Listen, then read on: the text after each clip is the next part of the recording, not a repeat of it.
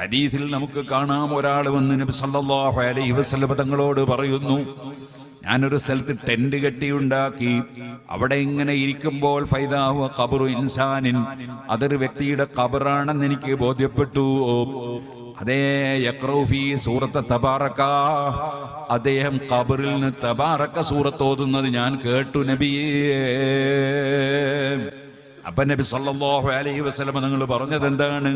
തിൽക്കൽ മുൻജിയത്തു തുൻജീഹി മിൻ അദാബിൽ ഖബരി, ആ സൂറത്ത് ഖബറിലെ അദാബിൽ നിന്ന് രക്ഷപ്പെടുത്തുന്ന സൂറത്താണ്. അത് അദ്ദേഹം ഖബറിൽ വെച്ച് ഓതുകയാണ്.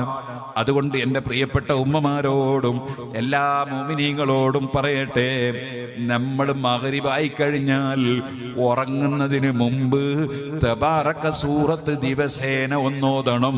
അങ്ങനെ ഓതിയാൽ ഖബറിലെ അദാബിൽ നിന്ന് രക്ഷപ്പെടുമെന്ന് ഹദീസ് പഠിപ്പിക്കുന്നുണ്ട്.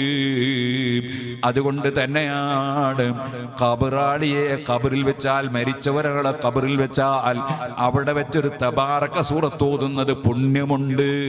ഖബറിൽ വെച്ചതിന് ശേഷം ഒരു തബാറക സൂറത്ത് ഓതുന്നത് പുണ്യമുണ്ട്. അത് പല ഇമാമികളും വിശദീകരിച്ചിട്ടുണ്ട്.